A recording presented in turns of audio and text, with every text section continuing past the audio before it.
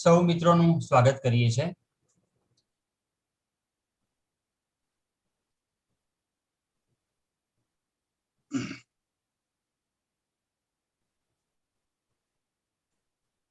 આપણું આંગણું બ્લોગ લગભગ 7 મહિના ને 21 દિવસથી કાર્યરત છે અને આ 15મો કાર્યક્રમ આપની સમક્ષ અમે લઈને આવીએ છીએ।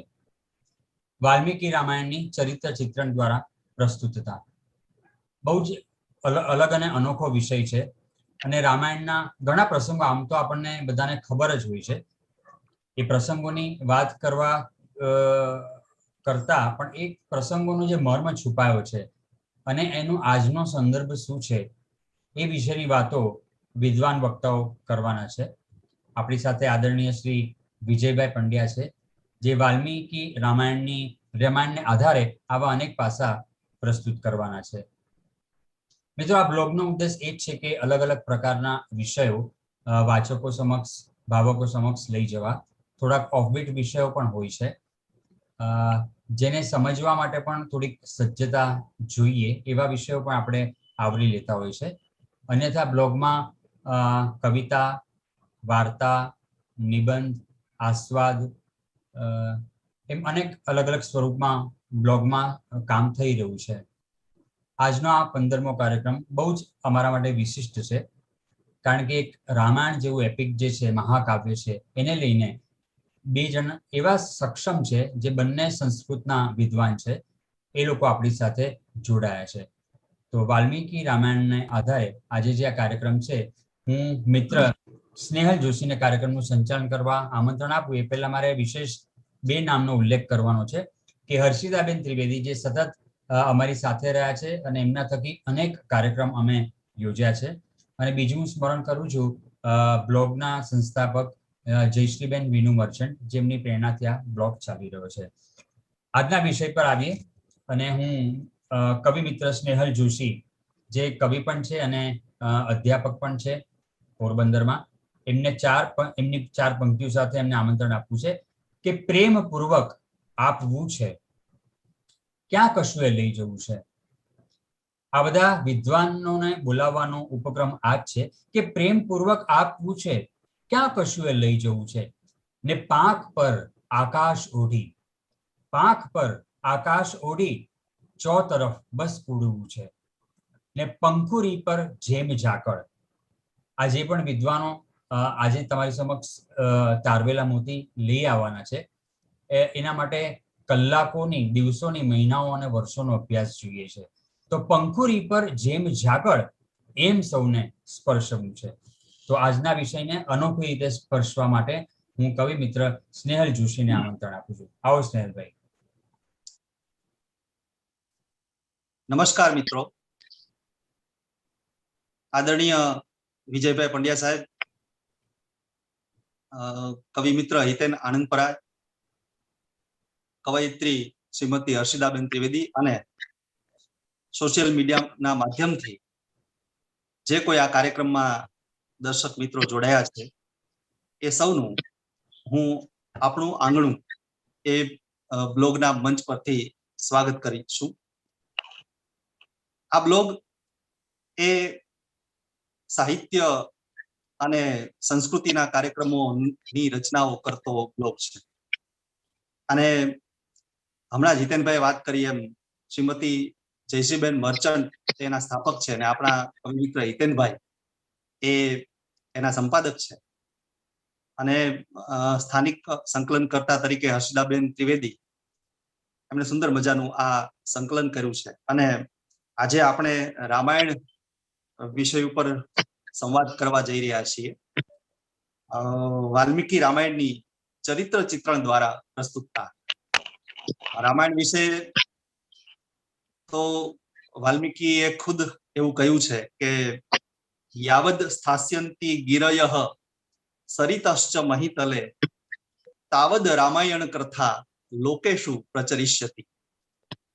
જ્યાં સુધી પૃથ્વી પર પર્વતો અને નદીઓ સ્થિર છે ત્યાં સુધી રામાયણ કથા લોકમાં પ્રચલિત રહેશે. આ કેવડી મોટી વાત છે. પૃથ્વી ઉપર પર્વતો અને નદીઓ તો એ કલ્પાંતર સ્થાયી છે, અને ત્યાં સુધી રામાયણ છે એ આપણી વચ્ચે જીવતું રહેવાનું છે. સંત કવિ તુલસીદાસજીએ પણ વાલ્મીકી ની આ જે વાત છે એના તરફ સંકેત કરતા એવું લખ્યું જ છે, આદિ અંત કોઈ જાસુ ન પાવા. તો જેનો કોઈ આદિ નથી કે જેનો કોઈ અંત નથી એવા રામાયણ વિશે આજે આપણે સંવાદ રચીશું. રામાયણ નું જે રામરાજ્ય છે એ સત્ય, પ્રેમ અને કરુણા ના સંગમ પર રચાયું છે. પૂજ્ય મોરારી બાપુ દ્વારા આ સત્ય, પ્રેમ અને કરુણાનું જે સૂત્ર છે એ સૂત્ર વિશ્વભરના માનવોને એક કલ્યાણનું સંદેશ આપતું રહ્યું છે. સ્વામી સચ્ચિદાનંદજીએ એક બહુ સરસ વાત કરી છે વિજયભાઈ. એમણે એવું કહ્યું કે વેદોની 5 આંગળીઓ છે, એમાં એક ઉપનિષદ, બીજું ગીતા, 3 રામાયણ, 4 મહાભારત અને 5મી આંગળી છે ભાગવત. તો આ 5 આંગળીઓમાંની જે એક આંગળી એ રામાયણ છે. આમ તો તર્જની જ હોઈ શકે, તો એ આંગળીને ઝાલીને આજે આપણે રામાયણ વિશે સંવાદ કરીશું વિજયભાઈ પંડ્યા સાહેબ સાથે. સંસ્કૃત ભાષા અને સાહિત્યના લબ્ધ પ્રતિષ્ઠ એવા સારસ્વત વિદ્વાન, રાષ્ટ્રપતિ પુરસ્કૃત આદરણીય પ્રોફેસર ડોક્ટર વિજયભાઈ પંડ્યા એ આજે વાલ્મીકી રામાયણની ચરિત્ર ચિત્રણ દ્વારા પ્રસ્તુતતા એવા વિષય પર સંવાદ રચવાનો આ એક ઉપક્રમ છે. હું પંડ્યા સાહેબ વિશે આમ તો સંસ્કૃત સાહિત્ય અથવા તો ભારતીય સંસ્કૃતિમાં ગુજરાતના જે રસ લેનારા જે મિત્રો છે એમને વિજયભાઈ પંડ્યાનો પરિચય સ્વાભાવિક રીતે ન જ આપવાનો હોય, પણ હું કેટલીક વિજયભાઈની ઉપલબ્ધિઓ જે ખરેખર જાણવી જોઈએ તો એના માટે થોડીક હું તમને વાત કરું. ગુજરાત યુનિવર્સિટીના ભાષા સાહિત્ય ભવનના સંસ્કૃત વિભાગમાં પ્રોફેસર પદેથી વિજયભાઈ નિવૃત્ત થયા. એ પછી 11 વર્ષ સુધી એમણે ગુજરાતી પ્રસિદ્ધ સંશોધન સંસ્થા એલડી ઇન્સ્ટિટ્યૂટ ઓફ ઇન્ડોલોજીમાં એમણે 11 વર્ષ સુધી કામ કર્યું અને એમને પોતાની મૂલી સેવાઓ આપી. વિજયભાઈના માર્ગદર્શન હેઠળ લગભગ 15 જેટલા વિદ્યાર્થીઓએ પીએચડી કર્યું છે અને 29 જેટલા વિદ્યાર્થીઓએ એમફિલની ડિગ્રી પ્રાપ્ત કરી.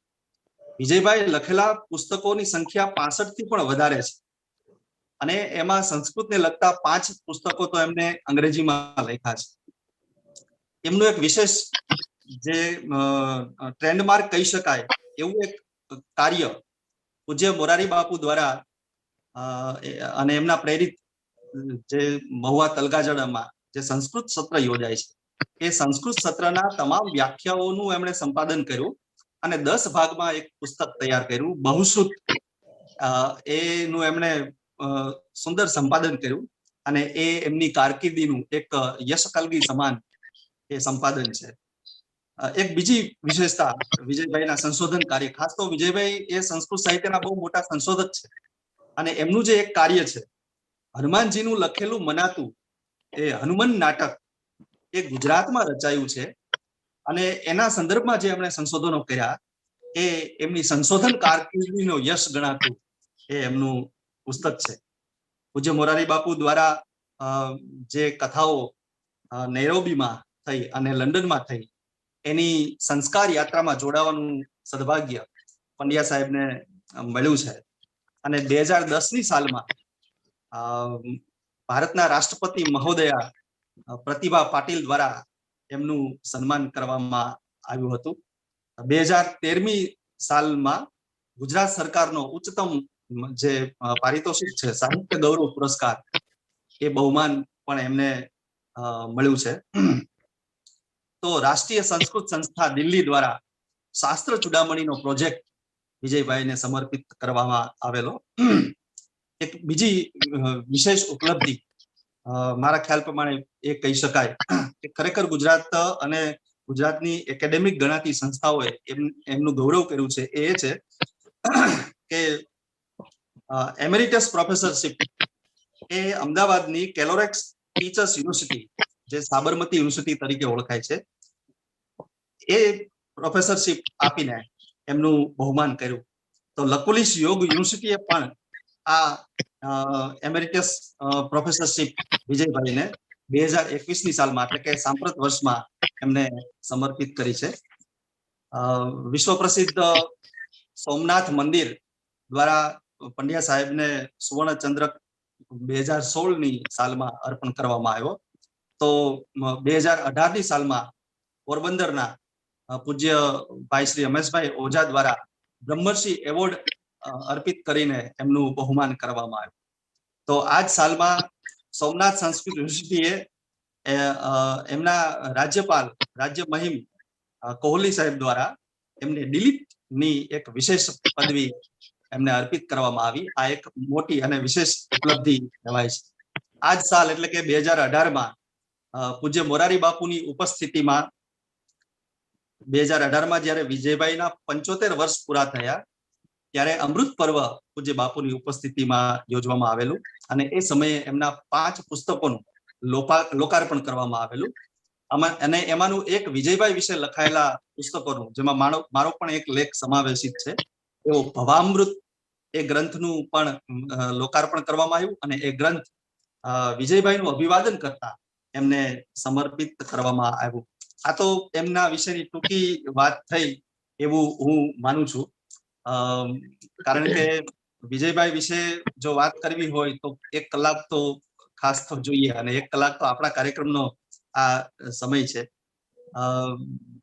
વિજયભાઈએ એક સુંદર કામ જે કર્યું છે પંડ્યા સાહેબે, એ કામ છેલ્લા 16 વર્ષ ઉપરથી પણ એ કામ એમને એ ચાલુ છે એમનું, હજી પણ એ સંદર્ભમાં એમના સંશોધનો ચાલુ છે. અને એ કામ છે રામાયણની સમીક્ષિત આવૃત્તિનો અનુવાદ. લગભગ 18,700 જેટલા શ્લોકોનો વિજયભાઈએ એ અનુવાદ કર્યો છે.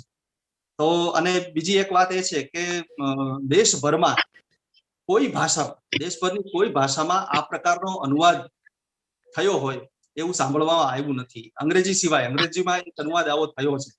તો અને વડોદરાની જે પ્રાચ્ય વિદ્યા મંદિર સંસ્થા છે, એ સંસ્થા એ જે સમીક્ષિત આવૃત્તિ કરી અને જે એમાં 18,700 શ્લોકો છે, એ 707 કાંડોમાં વિજયભાઈએ અનુવાદ કર્યો છે. તો આપણે પ્રારંભમાં વિજયભાઈ સાથે વાત કરીએ કે આજે અનુવાદ તમે કર્યો છે સમીક્ષિત આવૃત્તિનો 7 કાંડો, તો દર્શકો જે આપણા છે આપણી સાથે જોડાયેલા, એમને ખ્યાલ આવે એ માટે કે આ સમીક્ષિત આવૃત્તિ એ શું હોય છે. તો આપને વિનંતી પંડ્યા સાહેબ કે એ સમીક્ષિત આવૃત્તિનો કોન્સેપ્ટ, એની એક વિભાવના જરા સ્પષ્ટ કરશો. આભાર સ્નેહલભાઈ. જય સિયારામ. જય સિયારામ. આ નિયત ઝૂમ સભા માટેના નિમંત્રણ આપના જાણીતા કવિ શ્રી હિતેન આનંદપરા અને આ કાર્યક્રમમાં મારી સાથે સંવાદ કરી રહેલા તમે, મારા યુવાન મિત્ર, યંગર ફ્રેન્ડ સ્નેહલ, પ્રાધ્યાપક અને કવિ સ્નેહલ જોશી, અને સાથે કોઓર્ડિનેટર તરીકે કાર્ય કરનારા અને સંસ્કૃતમાં આ વિશેષણ ઘણીવાર આવે છે, રામાયણમાં અને બીજી કૃતિઓમાં પણ, મધુર ભાષિણી, એવા મધુર ભાષિણી આપણા હર્ષિદાબેન, સાથે દરિયાપાર વસેલા જયશ્રીબેન, સાથે આ ઓનલાઈન જોડાયેલા, ઝૂમ પર જોડાયેલા સર્વ શ્રોતા મિત્રો, સાથે બહાર યુટ્યુબ પર પણ જોડાયેલા શ્રોતા મિત્રો.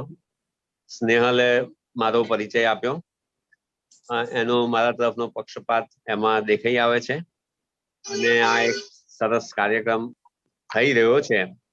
અને બીજી વધારાની ઔપચારિકતામાં ન પડતા, કારણ શું છે કે સમય ઘણો ઓછો છે અને કહેવાનું ઘણું છે મારે, અને એટલે જેટલું બને એટલું આવરી લેવાનો પ્રયત્ન કરીશ. અને સ્નેહલે જે પહેલો સવાલ મને પૂછ્યો છે સમીક્ષિત આવૃત્તિ, કારણ કે ઘણાને હજુ સમીક્ષિત આવૃત્તિ શું છે એની પૂરતી જાણ હોતી નથી. એટલે મિત્રો સમીક્ષિત આવૃત્તિ એટલે જે બે પ્રકારના રામાયણ અત્યારે આપણી પાસે છે. એક તો પોપ્યુલર રામાયણ છે, લોકપ્રિય રામાયણ છે, જે આપણે બધા રામાયણ થી પરિચિત છીએ. એમાં 24,000 શ્લોકો છે. અને બીજી જે સ્નેહલભાઈએ કહ્યું તે પ્રમાણે વડોદરાની MS યુનિવર્સિટીની ઓરિએન્ટલ ઇન્સ્ટિટ્યૂટ એટલે કે પ્રાચ્ય વિદ્યા મંદિરે અનેક વિદ્વાનોની સહાયથી 25 વર્ષની જહેમત પછી જે આવૃત્તિ તૈયાર કરી અને જેમાં પ્રક્ષેપો, ઉમેરણો, પુનરાવર્તનો એ બધું ટાળી દઈને મૂળ વાલ્મીકીનું રામાયણ કેવું હશે, મૂળ વાલ્મીકીએ મૂળ રામાયણ કેવું લખ્યું હશે એની લગભગ નજીક પહોંચે એવી એક આવૃત્તિ તૈયાર કરી, જેને આપણે સમીક્ષિત આવૃત્તિ કહીએ છીએ. ક્રિટિકલ એડિશન અંગ્રેજીમાં જેને આપણે ક્રિટિકલ એડિશન કહીએ છીએ. એટલા ક્રિટિકલ એડિશનમાં ભાઈ સ્નેહલે કહ્યું તે પ્રમાણે 18,766 શ્લોકો ક્રિટિકલ એડિશને પોતે આપ્યા છે. એ પ્રમાણે આ શ્લોકો છે. અને છેલ્લા ઘણા વર્ષોથી આ કામ કરતો હતો. અને કોરોના કાળમાં મિત્રો, કોરોના કાળમાં મને એવું પણ લાગે છે કે આ રામકથા અને રામાયણ એ પણ એક પ્રકારની વેક્સિન છે. એ પણ એક પ્રકારની હનુમાનજી જેમ સંજીવની લઈ આવેલા એ પ્રમાણે આ રામકથા અને રામાયણ પણ એક પ્રકારની વેક્સિન છે, રસી છે. તો એ આ સમયમાં આ જે સમય આપણે બહુ જ કપરા કાળમાંથી પસાર થઈ રહ્યા છે અને we are passing through very uncertain times, બહુ અનિશ્ચિત સમયમાં આપણે જીવી રહ્યા છીએ. તો તેમાં મને સૂઝ્યું કે આપણે સમીક્ષિત આવૃત્તિનો અનુવાદ કરવો જોઈએ. અને મેં આ સમયમાં મારી પાસે એક્ઝેક્ટ ડેટ છે કે 2020માં 2020ની ડિસેમ્બરમાં મેં 18,766 શ્લોકોનો અનુવાદ ગુજરાતીમાં પૂરો કર્યો. સ્નેહલ. ખૂબ સરસ, ખૂબ સરસ પંડ્યા સાહેબ. ખૂબ ખૂબ અભિનંદન આ ભગીરથ કાર્ય માટે. આ તો એક ભેખ છે, આ એક તો રામાયણ પાછળ લીધેલો ભેખ કે સમાધિ છે. એના માટે ગુજરાતી સમાજ એ આપનો ખરેખર ઉપકૃત છે, ગુજરાતી વાચક વર્ગ. આપણે કહ્યું એમ રામાયણમાં 24,700 શ્લોકો છે. હમણાં એક પુસ્તકનો અભ્યાસ કર્યો શિરીષ પંચાલ સાહેબે, ભારતીય કથા વિશ્વ એવું પુસ્તક લખ્યું છે. 5 ભાગમાં, બહુ દરદાર પુસ્તક, 5 ભાગો છે. અને એમાં રામાયણ કે મહાભારત ને બીજા વિષયો વિશે વાત કરી છે. એમણે એમ કહ્યું કે રામાયણમાં 24,700 શ્લોકો છે. બૌદ્ધ સમયમાં રામાયણની સંખ્યા 12,700 હતી. અને એમણે એક વિશેષ વાત એ પણ કરી છે કે લક્ષ્મણ રેખા પ્રસંગ એ મૂળ રામાયણમાં નથી. અગ્નિ પરીક્ષાનો પ્રસંગ છે, પણ છાયા સીતા જે પ્રસંગ છે એ પ્રસંગ મૂળ રામાયણમાં નથી. તો તમે જે સમીક્ષિત આવૃત્તિની વાત કરી તો એક જિજ્ઞાસા એવી થાય કે તો આ રામાયણમાં જે સમીક્ષિત રામાયણ છે એમાં શું શું બચ્યું હશે અને શું શું નીકળી ગયું હશે, તો એની વાત જરા આપ કરશો. બહુ સરસ સ્નેહલભાઈ કે સમીક્ષિત આવૃત્તિ લોકપ્રિય રામાયણ છે. જે અત્યારે આપણે રામકથા વિશે જાણીએ છીએ એ લોકપ્રિય રામાયણ છે. અને લોકપ્રિય રામાયણ ઈસવીસન પૂર્વે 800માં આપણી પાસે આવી ગયું છે. ઈસવીસન પૂર્વે 800 ની પહેલા ક્યારે એની રચનાની શરૂઆત થઈ આપણે આજે કહી શકવાની સ્થિતિમાં નથી. પણ સમીક્ષિત આવૃત્તિ એટલે વર્ષો, હજારો વર્ષોની એની યાત્રા દરમિયાન કથાકારો કથા કરતા, બીજા લૈયાઓ એમાં લખતા અને પોતાને જે સૂઝ્યું ઘણીવાર પોતાની કવિત્વ શક્તિ પણ દર્શાવવા માટે પોતાના તરફથી ઉમેરણો કરતા, કેટલીક વાર પુનરાવર્તન કરતા, કેટલીક વાર થોડું પ્રકૃતિનું વર્ણન ચાલતું હોય તો પ્રકૃતિ વર્ણન થોડું પોતાના તરફથી પણ 2-4 શ્લોકો ઉમેરી દેતા અને પોતાની વિદ્વત્તા બતાવવાનો લોભ કાઢી શકતા નહીં. એવા કારણોને લીધે આ 24,000 શ્લોકો થઈ ગયેલા. અને 24,000 શ્લોકોમાંથી આવા બધા પુનરાવર્તનો, આવા બધા જે વાલ્મીકીએ ન લખ્યું હોય એવો સંભવ હોય એવા બધા પ્રસંગો પણ કાઢી નાખી અને લગભગ 5,500 શ્લોકોને ગાળી નાખી અને અત્યારે જે સમીક્ષિત આવૃત્તિ નો જે મેં અનુવાદ કર્યો એ સમીક્ષિત આવૃત્તિ 18,766 શ્લોકોની છે. હવે એમાં તમે કહ્યું તેમ કેટલાક પ્રસંગો દાખલા તરીકે આપણા સમાજમાં રામકથાને આપણે જાણીએ છીએ. વાલ્મીકી રામાયણની રામકથા એ લોકપ્રિય કથા છે, એટલે કે એમાં અનેક ઉમેરણો છે. એટલે જો દાખલા તરીકે રામાયણ એવું એટલો બધો લોકપ્રિય ગ્રંથ છે આપણા ભારતમાં જ નહીં પણ ભારતની બહાર પણ અગ્નિ એશિયાના દેશોમાં પણ એટલો બધો પ્રચલિત ને એટલો બધો લોકપ્રિય ગ્રંથ છે કે એમાં ઘણા બધા આવા ઉમેરણો થતા રહ્યા છે. ઘણા પ્રસંગો એવા છે કે દાખલા તરીકે તમે કહ્યું તેમ ખિસકોલીનો જે પ્રસંગ છે કે ખિસકોલી પણ સેતુ બંધ વખતે પોતાનો ફાળો નાનો સરખો પણ નોંધાવતી હતી. એ પ્રસંગ આપણા વાલ્મીકી રામાયણની સમીક્ષિત આવૃત્તિમાં નથી અને લોકપ્રિય રામાયણમાં પણ નથી. બીજી વાત, દાખલા તરીકે લક્ષ્મણ રેખાનો પ્રસંગ છે, એ લક્ષ્મણ રેખાનો પ્રસંગ પણ સમીક્ષિત આવૃત્તિમાં નથી, લોકપ્રિય આવૃત્તિમાં નથી. એ બીજા જે આપણા દેશમાં લોકપ્રિય રામાયણો લખાયા એમાંથી આ પ્રસંગો લોકપ્રિય બન્યા છે. લોક કથામાંથી પણ લોક સાહિત્યમાંથી પણ આવા પ્રસંગો આવ્યા હોય એની પૂરી સંભાવના છે. એટલે એ બધા પ્રસંગો સમીક્ષિત આવૃત્તિમાં ઘણીવાર સમીક્ષિત આવૃત્તિ સ્નેહલભાઈ અને સૌ મિત્રો હસ્તપ્રતના આધારે તૈયાર કરવામાં આવ્યો છે. 2000 જેટલી હસ્તપ્રતો આ પ્રાચ્ય વિદ્યા મંદિર વડોદરાની છે તેને 2000 હસ્તપ્રતો ભેગી કરી અને ડોલરાય માકડ, જીસી ઝાલા સાહેબ, દીવાનજી સાહેબ, GH ભટ્ટ સાહેબ, પછી યુપી શાહ સાહેબ એવા અને PL વૈદ્ય સાહેબ એવા વિદ્વાનોએ ભેગા થઈ અને આ સમીક્ષિત આવૃત્તિ તૈયાર કરી છે અને હસ્તપ્રતોના આધારે કરી છે. એટલે દાખલા તરીકે હું તમને એક જ દાખલો આપું કે હસ્તપ્રતોમાં જો એનો ટેકો ન હોય તો ગમે એટલો લોકપ્રિય એ ભાગ હોય, લોકપ્રિય અંશ હોય પણ એને કાઢી નાખ્યો છે. દાખલા તરીકે બહુ પ્રસિદ્ધ પ્રસંગ છે, આપ સૌને પણ મિત્રોના ધ્યાનમાં હશે કે જ્યારે સીતાનું અપહરણ થયું, સીતાએ પોતે પહેરેલા આભૂષણો બધા પોતે નીચે નાખતા ગયા, એ વાનરોના હાથમાં આવ્યા. રામ લક્ષ્મણ જ્યારે હનુમાન અને સુગ્રીવને મળે છે ત્યારે લક્ષ્મણને આ બધા આભૂષણો બતાવવામાં આવે છે કે જુઓ જોઈએ આ આભૂષણો સીતાના છે. તો લક્ષ્મણનો એક પ્રસિદ્ધ શ્લોક છે મિત્રો, એ લક્ષ્મણનો પ્રસિદ્ધ શ્લોક છે એવો છે, જ્યારે આ આભૂષણો બતાવવામાં આવ્યા, અનેક આભૂષણો હતા, શરીરના જુદા જુદા ભાગોમાં પહેરવામાં આવેલા આભૂષણો હતા, એમાંથી એમણે લક્ષ્મણે કહ્યું નાહમ જાનામી કેવરે નાહમ જાનામી કુંડલે નુપુરે તું અભિજાનામી નિત્યમ પાદાબ્જ વંદનાથ. હું લક્ષ્મણ કે છે એમને બધા આભૂષણ બતાવ્યા તો હું કે છે કે કુંડલ નથી જાણતો, નાહમ જાનામી કેવરે હું બાજુબંધ જે બાજુમાં પહેરવામાં આવે, નાહમ જાનામી કેવરે હું બાજુબંધ જાણતો નથી, નાહમ જાનામી કુંડલે હું કાનમાં પહેરવામાં આવતા આભૂષણ પણ નથી જાણતો, હું ફક્ત નુપુર એટલે કે ઝાંઝર જ ઓળખી શકું છું કારણ કે હું સીતા માતાને દરરોજ ચરણે પગે લાગતો હતો. હવે આ શ્લોક એટલો બધો લોકપ્રિય છે, જો મને અપેક્ષા હતી જ કે બધા મિત્રોને ગમી જાય એવો શ્લોક છે, બહુ સુંદર ચમત્કૃતિ ભર્યો શ્લોક છે, એક ચારિત્ર્ય કેવું હોઈ શકે એનો પણ એક નમૂનો છે, એક આદર્શ સ્થાપતો એવો એક શ્લોક છે. પણ મિત્રો તમને જાણીને કદાચ આઘાત પણ લાગે કે હસ્તપ્રતોનો આ શ્લોકને ટેકો નથી. અમુક હસ્તપ્રતોમાં મળે છે, મોટા ભાગની હસ્તપ્રતોમાં આ શ્લોક મળતો નથી, એટલે આ શ્લોક કાઢી નાખ્યો છે. અને એમાં તો ઘણી લાંબી ચર્ચા થઈ શકે, આપણી પાસે સમય નથી. હું મારો પોતાનો અભિપ્રાય એકદમ ઝડપથી આપી દઉં તો લક્ષ્મણ અને રામ અને સીતા 14 વર્ષ તો વનવાસ ખરો, એની પહેલા પણ લગભગ 12-13 વર્ષ સાથે અયોધ્યામાં રાજમહેલમાં રહ્યા છે.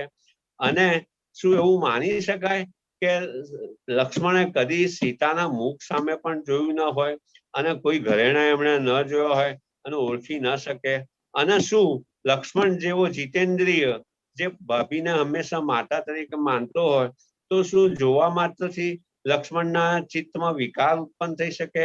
અને શું આપણી સાહિત્ય, આપણી સંસ્કૃતિ શું એટલી બરડ છે, આપણી સંસ્કૃતિ એટલી બધી એ છે કે શું આવા પ્રકારનું એક સ્ત્રી અને પુરુષ સ્ત્રીના મુખ સામે જુએ એટલે એના ચિત્તમાં વિકાર જન્મે? અને અહીં તો લક્ષ્મણ હતા અને બીજી બાજુ સામે સીતા જેવા સ્ત્રી હતા. એટલે આ શ્લોક કોઈ પણ રીતે તાર્કિક રીતે બંધ બેસતો નથી, હસ્તપ્રતોનો પણ ટેકો નથી, માટે આ શ્લોક કાઢી નાખવામાં આવ્યો છે. એટલે મિત્રો આવી રીતે આવા ધોરણોથી એમણે આ સમીક્ષિત આવૃત્તિ તૈયાર કરી છે. મને પહેલા જયારે સમીક્ષિત આવૃત્તિના પરિચયમાં નહોતો ત્યારે એમાં શું હતું કે એવું આવતું એક જગ્યાએ કે આપણી સમીક્ષિત આવૃત્તિ એટલે પોપ્યુલર એડિશન, પોપ્યુલર રામાયણ છે એમાં કે બુદ્ધ ભગવાનને ચોર તરીકે દર્શાવતો એક શ્લોક આવે છે. એટલે મને થતું કે આવું કેવી રીતે રામાયણ જેવો ગ્રંથ અને વાલ્મીકી જેવા કવિ અને બુદ્ધને ચોર ગણાવે. તો પછી જયારે સમીક્ષિત આવૃત્તિ તૈયાર થઈ અને મેં પહેલું જોયું કે આ શ્લોક છે કે નહીં, તો સમીક્ષિત આવૃત્તિ આ શ્લોક કાઢી નાખેલો, કારણ કે એ શ્લોક પ્રક્ષિપ્ત હતો. એટલે મને એક પ્રકારની હાશ થયેલી કે હાશ આપણી સંસ્કૃતિ પર જે એક આડ આવતું હતું એ દૂર થયું. અને બુદ્ધ જેવાને તમે ચોર ગણો એટલે કોઈ કે જેને બુદ્ધ ભગવાન તરફ એ હશે, થોડો દ્વેષ હશે, એને શું છે કે ઉમેરી દીધો હશે, પણ સમીક્ષિત આવૃત્તિમાંથી એ શ્લોક નીકળી ગયો છે. એટલે જો સમીક્ષિત આવૃત્તિ કેટલો મહત્વનો ભાગ ભજવ્યો છે.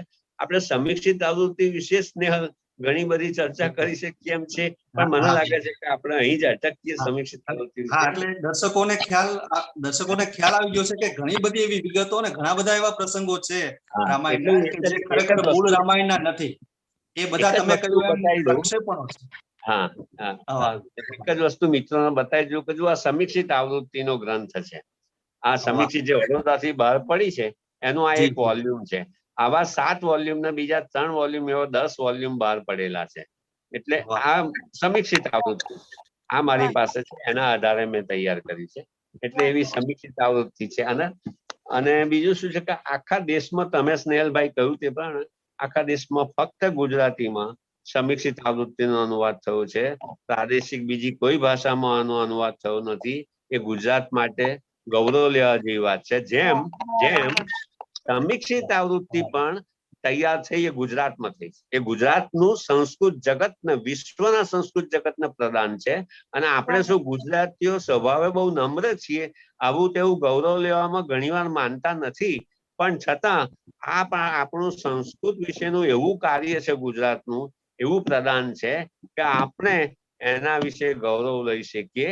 એટલે સમીક્ષિત આવૃત્તિ જેમ મહાભારતની પૂનાની ભાંડારકર ઓરિએન્ટલ રિસર્ચ ઇન્સ્ટિટ્યૂટે જેમ દુનિયામાં પ્રસિદ્ધ એવી મહાભારતની સમીક્ષિત આવૃત્તિ તૈયાર કરી, તે જ પ્રમાણે આપણા ગુજરાતની MS યુનિવર્સિટી સાથે સંકળાયેલી ઓરિએન્ટલ ઇન્સ્ટિટ્યૂટ, પ્રાચ્ય વિદ્યા મંદિરે અને તેના સાથે સંકળાયેલા વિદ્વાનોએ દેશને દુનિયાને આ સમીક્ષિત આવૃત્તિ ભેટ આપી છે.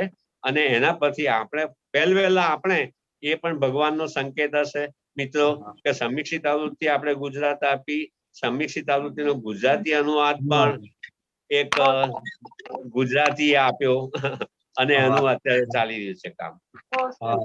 સદભાગી છે ગુજરાતની જનતા કે એમને આપના તરફથી આ ગુજરાતી અનુવાદ પ્રાપ્ત થયો છે. આગળ વાત એ તમે જયારે કરી લક્ષ્મણની વાત ત્યારે મને એવું વિચાર આવતો હતો કે આ બધા રામાયણના પાત્રો છે આપણે આજુબાજુમાં ક્યારેક અનુભવતા જોઈએ. આપણી બાજુમાં ક્યારેક રાવણ ઉભો હોય આપણને એવું લાગે, આપણી બાજુમાં ક્યારેક ભરત ઉભો હોય એવું આપણે અનુભવીએ. તો જટાયુ પણ ક્યાંક આપણને જોવા મળે, ક્યાંક આપણને ભરત જોવા મળે, ભરતનો ત્યાગ આપણને જોવા મળે, તો ક્યાંક આપણને કઈ કે મંથરા પણ જોવા મળે. એવું ક્યાંક વાંચેલું હિતેનભાઈ કે રાવણ રાજ્યમાં પણ વિભીષણ હતો અને રામ જેવા રામ રાજ્યમાં પણ મંત્રા હતી. તો આજે કોન્ટ્રાવર્સી છે, આજે વિરોધાભાસ છે. જોકે રાવણના રાજ્યમાં તો વિભીષણ હતો, માલ્યવાન હતો, ત્રિજટા હતી, તો રામના રાજ્યમાં તો કઈ મંથરા અને ધોબી પણ હતો. તો કદાચ વિજયભાઈ કહેશે કે એ તો સમીક્ષિત આવૃત્તિમાં નથી, પણ કહેવાની વાત એ છે કે રામાયણના પાત્રો જે આપણે આજુબાજુમાં ફીલ કરીએ છીએ, તો વિજયભાઈએ તો આ અનુવાદ કર્યો 7 કાંડોમાં.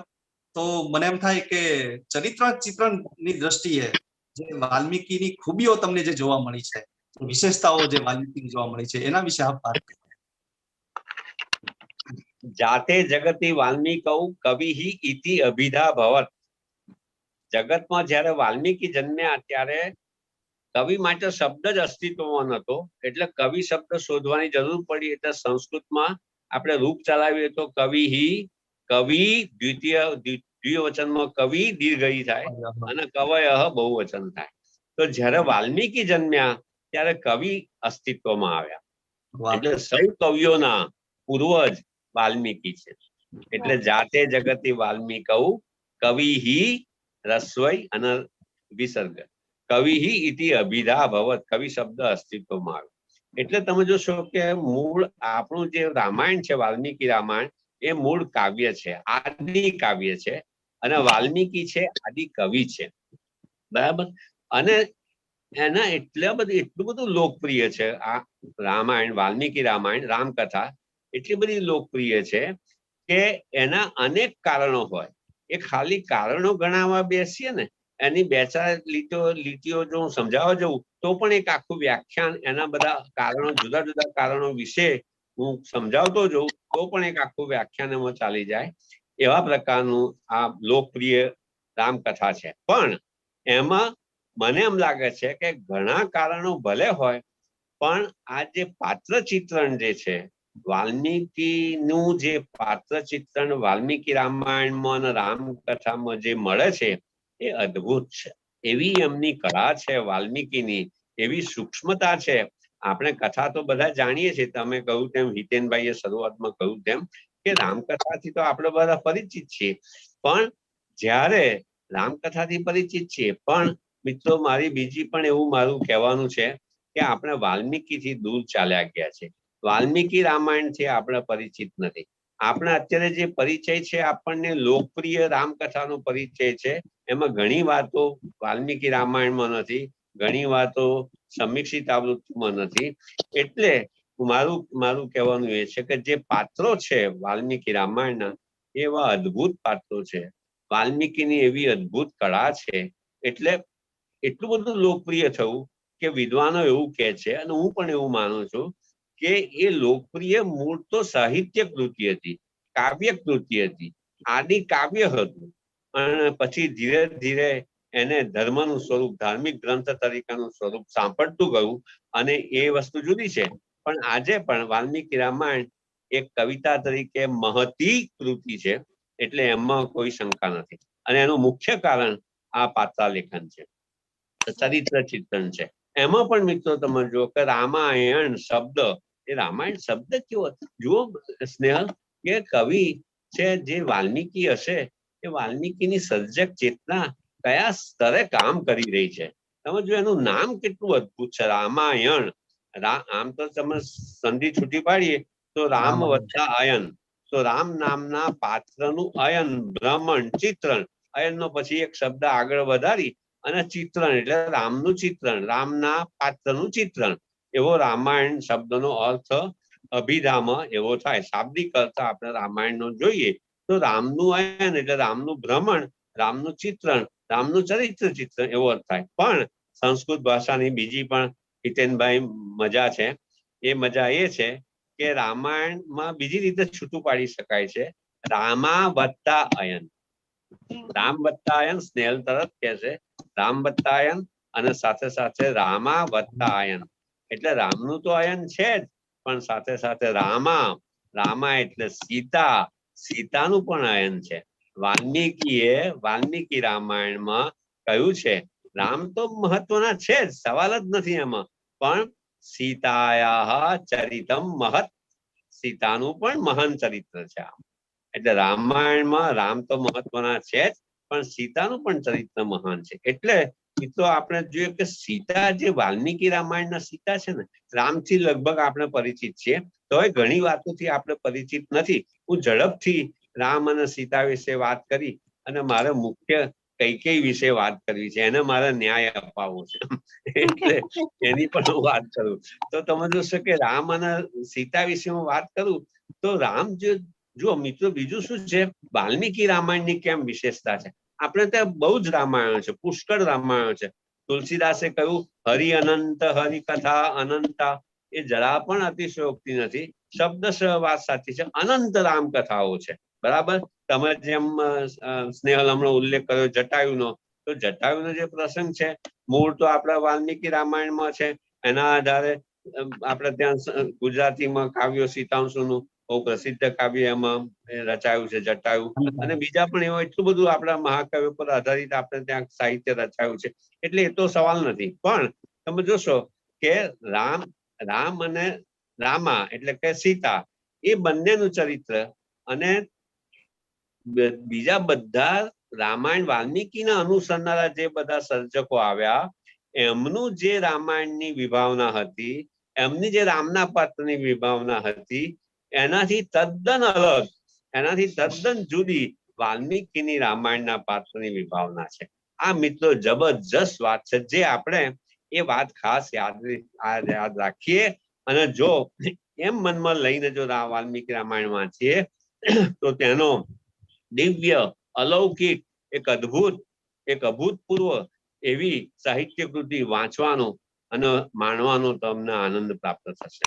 તો સમજો છો કે પહેલો શ્લોક છે મિત્રો, વાલ્મીકી રામાયણ શરૂ થાય છે, એમાં પહેલો શ્લોક છે.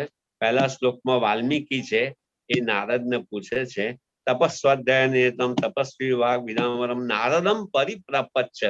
વાલ્મીકીએ નારદને પૂછ્યું. શું પૂછ્યું? તેમણે કહ્યું કે કોનું અસ્મિન સાંપ્રતમ લોકે ગુણવાન કશ્ચ વીર્યવાન. અત્યારે સાંપ્રતમ, જો સાંપ્રત શબ્દ કેવો સર્જક, એટલો મોટો સર્જક છે, હજુ તો આપણે એની પૂરી મહાનતાને પામ્યા નથી. કોઈક લેખકે કહ્યું છે, ઇટ બેગર્સ ડિસ્ક્રિપ્શન. રામાયણની મહાનતાને વર્ણવી શકાય એમ નથી. ઇટ બેગર્સ ડિસ્ક્રિપ્શન, એ વર્ણન થઈ શકે એમ નથી. એવા પ્રકારનું આ રામાયણ છે. એટલે તમે જોશો કે રામાયણમાં તમે જોશો કે આ જે રામ આવ્યા, તો રામના વિશે વાલ્મીકીએ પૂછ્યું કે કોનું અસ્મિન સાંપ્રતમ લોકે, સાંપ્રતમ અત્યારે. અત્યારે એટલે મિત્રો, અત્યારે એટલે શું? અત્યારે તો હું બોલી રહ્યો છું તે પણ અત્યારે છે. જયારે વાલ્મીકીએ નારદને પૂછ્યું તે પણ અત્યારે છે. રામાનંદ સાગરે જયારે પોતાની સિરિયલ બનાવી ત્યારે પણ સાંપ્રત શબ્દ તો એવો છે, એવો સરસ આવીને બીજા શ્લોકમાં બેસી ગયો છે કે સાંપ્રત એટલે અત્યારે. અત્યારે એટલે જયારે તમે વાત કરો ત્યારે અત્યારે. રામાનંદ સાગર નું રામાયણ છે, મારું, હું જે તમને વાત કરું મારું રામાયણ છે. હું ઘણી વાર વિદ્યાર્થીઓ જયારે વર્ગમાં રામાયણ વિશે વાત કરતો હોઉં તો તે વખત હું મારું રામાયણ ની વાત કરતો હોઉં. બરાબર છે. આજે આપણે સાંભળી રહ્યા છે તો સાંપ્રતમ લોકે ગુણવાન કશ્ચ વીર્યવાન, એ બધા ગુણો ગણાવે છે કે ધર્મજ્ઞ કોણ છે, કૃતજ્ઞ, સત્યવાક્ય, દૃઢવ્રત. બરાબર. આવા ગુણોથી યુક્ત, યાદ રાખજો, વાલ્મીકી પૂછે છે, નારદને પૂછે છે કે આવા બધા ગુણોથી યુક્ત, તૈહિ યુક્ત, એવા ગુણોથી યુક્ત કોઈ મનુષ્ય છે? સમજો, વાલ્મીકીનો શું પ્રશ્ન છે? તૈહિ યુક્ત નરહ. નરહ એટલે મનુષ્ય વિશે વાલ્મીકી પૂછે છે કે અત્યારે આ સમયમાં આવા બધા ગુણો વાળો સુરવીર હોય વગેરે વગેરે, એ ગુણોની પણ લાંબી યાદી છે. એવા ગુણોથી યુક્ત કોઈ મનુષ્ય છે એમ. તો તમે નરહ એ શબ્દ છે. એટલે રામાયણનો આરંભ એક મનુષ્યનું વર્ણન કરવા માટે થયો છે, એક મનુષ્યનું નિરૂપણ કરવા માટે થયો. અને નારદ શું જવાબ આપે છે? અરે ભાઈ ઋષિ વાલ્મીકી, તમે તો ભાઈ ઘણા બધા ગુણો ગણાવ્યા, પણ તૈહિ યુક્ત, એ બધા ગુણોથી, તૈહિ ગુણૈહિ યુક્ત, એ બધા ગુણોથી યુક્ત શ્રૂયતામ નરહ, એ બધા ગુણોથી યુક્ત મનુષ્ય વિશે સાંભળો. એટલે વાલ્મીકીનો પ્રશ્ન મનુષ્ય વિશે છે અને નારદનો ઉત્તર પણ મનુષ્ય વિશે છે. એટલે પહેલી આપણી રામાયણના જે રામ છે, નાયક છે, એ રામના જે નાયક છે, રામ જે નાયક છે એ મનુષ્ય છે. આ એક મુખ્ય વાત છે. આ મિત્રો ખાસ ધ્યાનમાં રાખો, બહુ અદ્ભુત વાત છે. આપણે ત્યાં વાલ્મીકી પછી સૈકાઓ સુધી, સહસ્રાબ્દીઓ સુધી, હજારો વર્ષ સુધી વાલ્મીકી રામાયણના રામ નર, મનુષ્ય કે દેવ, એવી ચર્ચા ચાલે છે. એટલે દેવ પણ વાલ્મીકી રામાયણમાં નિરૂપિત થયા છે. પણ મિત્રો, આપ સૌને જાણીને તમને નવાઈ લાગશે, તમને વિચિત્ર લાગશે. આપણે ત્યાં હિન્દુ ધર્મમાં, હિન્દુના જે પુરાણ શાસ્ત્રો છે, એ પુરાણ શાસ્ત્રોમાં અનેક દેવ દેવીઓ છે. એ દેવ દેવીઓમાં રામદેવ ભગવાન આપણા હૃદયમાં અત્યારે રામ ભગવાન તરીકે વિરાજે છે. મારા ઈષ્ટદેવ રામ છે, એ વિરાજે છે. પણ વાલ્મીકીએ મોટા ભાગે મનુષ્ય તરીકે નિરૂપણ કર્યું છે. પણ સાથે સાથે વચ્ચે વચ્ચે એમણે એવા પણ સંકેતો આપ્યા છે કે આ મનુષ્ય છે પણ આ કેવો મનુષ્ય છે? લોકોત્તર મનુષ્ય છે, અસાધારણ ગુણો ધરાવતો મનુષ્ય છે. મનુષ્યથી માંડી અને દેવત્વ સુધીની એણે જે લાંબી મજલ કાપી એનો સરસ હૃદય દ્રાવક ચિતાર આપતું આ મહાકાવ્ય છે અને આપણને સૌને પ્રેરણા આપતું કાવ્ય છે. અને આ દેવ રામદેવ છે, આપણા માટે અત્યારે ભગવાન છે, રામદેવ છે. પણ કેવા દેવ છે વાલ્મીકી રામાયણમાં? મિત્રો તમે સમજો, આ એક જ વાક્ય પર હું જે કહેવાનું છું એના પર કેટલાય વ્યાખ્યાનો થઈ શકે. કેવો દેવ છે રામ? રામ કેવા દેવ છે? તો કે રામ એવા દેવ છે કે પોતે ભૂલી જાય છે કે પોતે દેવ છે. કેટલી અદ્ભુત વાત છે. તમે જુઓ મિત્રો, આ વાલ્મીકી રામાયણ દેવ છે. આપણે એને મનુષ્ય કહીને એમના દેવત્વનું એ નથી પહોંચાડતા, ગૌરવને હાનિ નથી પહોંચાડતા. He is the God. એ ઈશ્વર છે જ, આપણા સૌના હૃદયમાં ઈશ્વર તરીકે વિરાજે જ છે. પણ છતાં એવા દેવ છે કે he forgets that he is the God. એ ભૂલી જાય છે કે પોતે દેવ. મિત્રો, આવા દેવ કેટલા અદ્ભુત દેવ છે. નહીં તો માણસો તો બધા પોતાનું સતત હોદ્દો યાદ રાખતા હોય છે. હું તો આ છું, તે પોતે કદી ભૂલે નહીં. અહીંયા આ માણસ, આ દેવ એવા છે કે ભૂલી જાય છે. બીજા દેવો છે, આંગળી ઊંચી કરો તરત આમ સુદર્શન ચક્ર આવી જાય. ભગવાનને, કૃષ્ણ ભગવાનને યાદ નથી કરાવવું પડતું. અહીં તો રામને યાદ કરાવવું પડે છે કે રામ, તમે આ શું કરી રહ્યા છો? સીતાની શા માટે આટલી બધી કપરી કસોટી કરી રહ્યા છો? તમે શા માટે એક સાધારણ મનુષ્યની જેમ વર્તી રહ્યા છો? તમે તો દેવ છો. બ્રહ્મા કહે છે, બ્રહ્મા યુદ્ધ કાંડમાં છેલ્લે કહે છે કે તમે તો દેવ છો. ત્યારે રામ કહે છે કે મને ખબર નથી હું દેવ છું. હું તો આત્માનમ માનુષમ મન્યે રામમ દશરથાત્મજમ. કેટલું અદ્ભુત વાક્ય છે, અદ્ભુત વાત. શું કે છે રામ? આત્માનમ માનુષમ મન્યે. હું તો મને મનુષ્ય માનું છું. અને કેવો મનુષ્ય? કોણ છું મનુષ્ય? રામમ, હું રામ છું. દશરથાત્મજમ, દશરથ. પછી બ્રહ્મા ને બધા લાંબી સ્તુતિ કરે છે. પણ મિત્રો, આ રામ આ એવું પાત્ર છે કે અસાધારણ ગુણોથી યુક્ત છે. આની તો ઘણી બધી ચર્ચા થઈ શકે, પણ આપણી પાસે સમય નથી. એટલે એક સરસ આ બાબતનું સમાધાન મોરારી બાપુએ કર્યું, પૂજ્ય બાપુએ, કે એમની એક કથામાં જ છે કે વાલ્મીકી ના રામ છે એ દેવ છે કે માનવ છે. એટલે એમણે સરસ વાત કરી. પેલા તો એમણે એવું કહ્યું કે તુલસીદાસજી ના રામ છે એ માનવ પણ છે અને દેવ પણ છે, એવી રીતે વાત કરી. અને વાલ્મીકી ના રામ છે એટલે વાલ્મીકી ના ચિત્તમાં જે રામ છે દેવ છે, એમને ખાલી નિરૂપ્યા છે માનવ તરીકે. આવી બાપુએ વાત કરેલી અને ખૂબ સમાધાનકારી વાત. બાપુ બહુ મૌલિક વિચારનારા છે. એટલે મિત્રો શું છે કે આ એક મહત્વની વાત રામના પાત્રમાં છે. એટલે તમે જોશો, એક જ પ્રસંગ કહીને આપણે પછી બધું ઝડપથી જવું છે. એટલે રામ વિશે કેટલાય વ્યાખ્યાન થઈ શકે, એમના પાત્ર વિશે. અને બધું આખું 18,000 શ્લોકોનું છે એમ. એટલે બીજી એક નાનો પ્રસંગ કહી અને હું તમને કહું કે જો રામ છે તો રામ નું વનગમન થાય છે, બરાબર. ઘરેથી મહેલમાંથી બહાર નીકળ્યા, રથમાં બેઠા છે રામ છે, સીતા છે, લક્ષ્મણ છે, સુમંત્ર રથ ચલાવે છે, બરાબર. પાછળ લોકો દોડે છે. દશરથ રાજા છેવટે રામને વિદાય આપવા માટે દશરથ રાજા મહેલમાંથી બહાર આવે છે. તો એમણે જોયું કે રથ ચાલી રહ્યો છે, રામ સીતા અને લક્ષ્મણને લઈ જઈ રહ્યો છે. તો દશરથ દૂરથી બૂમ પાડે છે સુમંત્ર રથ ચલાવે છે. સુમંત્રને બૂમ પાડે છે, તિષ્ઠ, ઉભો રે સુમંત્ર, ઉભો રે. કારણ કે દશરથ તો રાજા છે, રામ તો હજુ યુવરાજ થવાના હતા પણ નથી થયા, બરાબર ને. એટલે કે તિષ્ઠ. જે રથમાં બેઠેલા છે મિત્રો રામ, તમે જોજો આ કેટલી અદ્ભુત વાત છે. રથમાં બેઠેલા રામ શું કે છે સુમંત્રને? યાહી, આગળ જવા દે.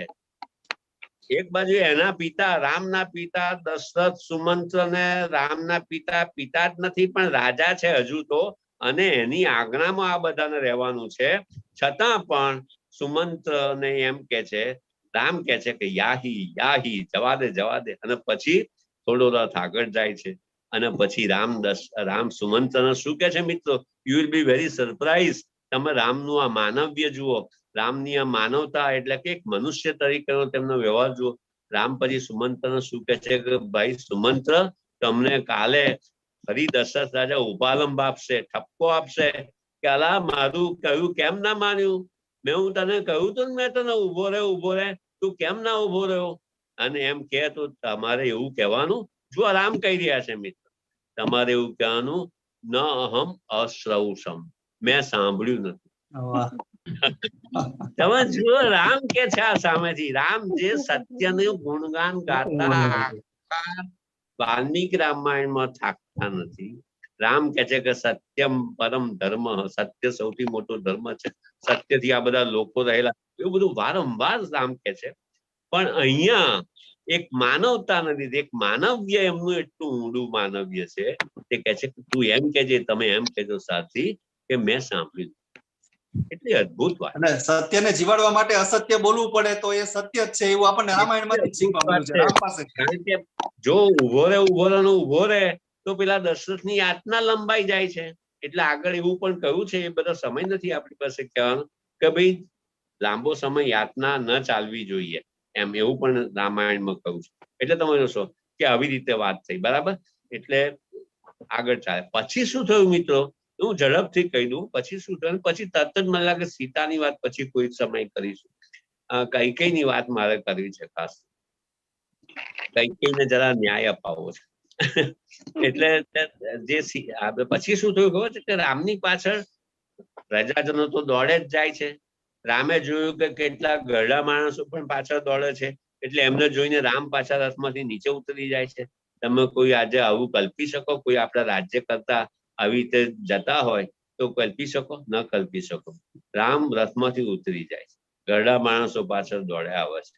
બધાને કહ્યું કે તમે પાછા જાઓ. બધાને વિનંતી રામે કરી. રામ વિનંતી કરી એટલું જ નહીં, જુઓ શું કે છે કે હે પ્રજાજનો, હે અયોધ્યાવાસીઓ, તમે મને જે પ્રેમ અને તમે મને જે માન આપો છો, જે આપી રહ્યા છો, એ બધું ભરતને આપજો.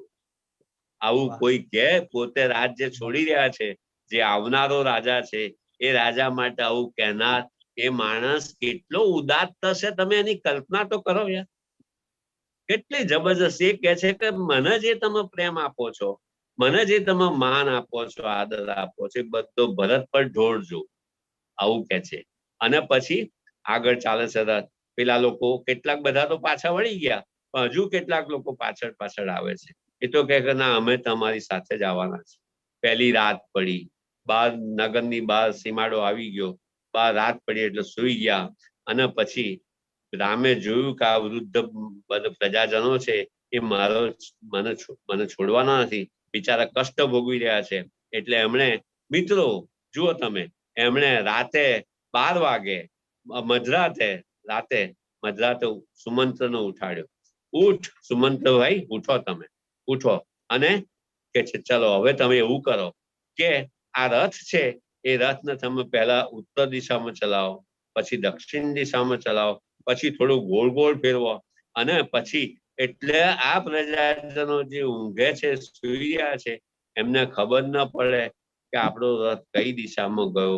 અને મધરાતે આ બધા પ્રજાજનોને ઊંઘતા મૂકી, સૂતા મૂકીને મધરાતે આ રામ, આ મહાન માણસ, આ પૂર્વ માનવતાથી ભરેલો માણસ અને દેવ, એ પોતે રામ, સીતા અને લક્ષ્મણ મધરાતે ચાલી નીકળ્યા. સવારે પેલા લોકો જાગ્યા. એ રથના બધા જે છીલા પડેલા, એવા આડાઅવળા પડેલા કે એ જનો જોઈ ન શક્યા, પારખી ન શકે કે કઈ દિશામાં રથ ગયો છે.